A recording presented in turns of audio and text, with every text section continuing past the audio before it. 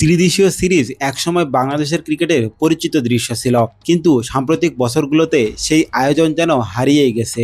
England, Australia, পাকিস্তানের মতো দলগুলো প্রয়োজন অনুযায়ী 3 বা 4 দলের সিরিজ আয়োজন করে নিজেদের শক্তি যাচাই করছে, অথচ বাংলাদেশ এখন পর্যন্ত নির্ভর করছে দ্বিপাক্ষিক সিরিজ ও আইসিসি এসিসির টুর্নামেন্টের উপর। তাহলে বাংলাদেশ কেন নিয়মিত ত্রিদেশীয় সিরিজ খেলছে না? এটি কি বিসিবির পরিকল্পনার ঘাটতি, নাকি আন্তর্জাতিক সূচির বাস্তবতার কারণে এমন হচ্ছে? আর একটি ত্রিদেশীয় সিরিজ খেললে বাংলাদেশের লাভ হয় বা কোথায়? বাংলাদেশের ত্রিদেশীয় সিরিজ খেলার ইতিহাস অবশ্য একেবারে নেই এমনটা বলা ঠিক হবে না। 2017 সালে আয়ারল্যান্ডে নিউজিল্যান্ডের সঙ্গে এবং 2019 সালে আয়ারল্যান্ড ও ওয়েস্ট ইন্ডিজকে নিয়ে ত্রিদেশীয় ওয়ানডে সিরিজ খেলেছিল বাংলাদেশ। 2019 সালে আসরটি বিশেষভাবে স্মরণীয়, কারণ কোনো ম্যাচ না হেরেই বাংলাদেশ সেই সিরিজের চ্যাম্পিয়ন হয়েছিল।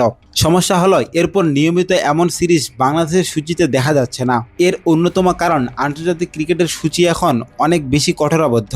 আইসিসির ফিউচার্স ট্যুরস প্রোগ্রামে সদস্য দেশগুলোর দ্বিপাক্ষিক সিরিজ আগে থেকে নির্ধারিত থাকে। বাংলাদেশের 2023 থেকে 2027 চক্রেও প্রায় সব পূর্ণ সদস্যের বিপক্ষে দ্বিপাক্ষিক সিরিজ নির্ধারিত রয়েছে। ফলে নতুন ত্রিদেশীয় সিরিজ ঢোকাতে হলে আগে থেকে থাকা কোনো সিরিজের সময় বের করতে হয়, অথবা একটি অতিরিক্ত আন্তর্জাতিক উইন্ডো তৈরি করতে হয়। এখানে আরেকটি বড় বিষয় অর্থনীতি।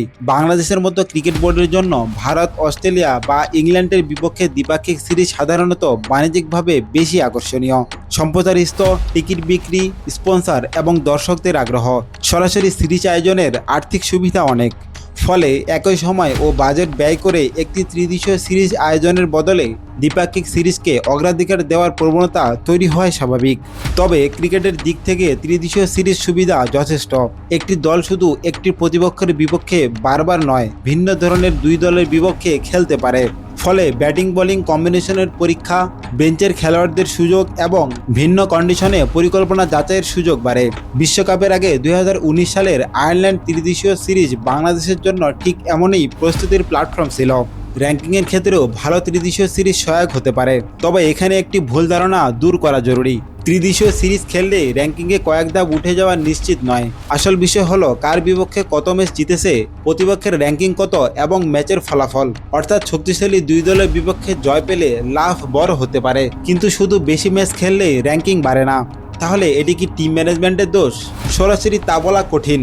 দল খেলবে কিনা সেটা মূলত বোর্ডের দ্বিপাক্ষিক সম্পর্ক, এফটিপি, ভেন্যু, সম্প্রচার এবং বাণিজ্যিক পরিকল্পনার সঙ্গে জড়িত।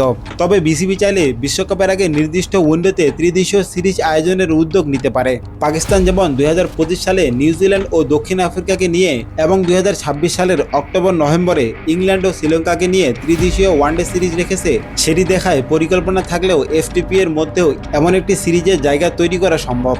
তাই বাংলাদেশের জন্য বিষয়টি খেলোয়াড়দের সমস্যা নয়, বরং সূচি ও ক্রিকেট পরিকল্পনার প্রশ্ন। পর্যাপ্ত দ্বিপাক্ষিক সিরিজ থাকলেও বিশ্বকাপের আগে শক্তিশালী প্রতিপক্ষের সঙ্গে ত্রিদেশীয় সিরিজ বাংলাদেশের বাড়তি প্রস্তুতি এবং দল যাচাইয়ের সুযোগ তৈরি করতে পারে। বাংলাদেশের সামনে এখন সবচেয়ে বড় প্রশ্ন, শুধু বেশি ম্যাচ খেলা নাকি সঠিক প্রতিপক্ষের বিরুদ্ধে সঠিক সময়ে ম্যাচ খেলা। আর সেই পরিকল্পনায় একটি ভালো ত্রিদেশীয় সিরিজ অবশ্যই গুরুত্বপূর্ণ সংযোজন হতে পারে।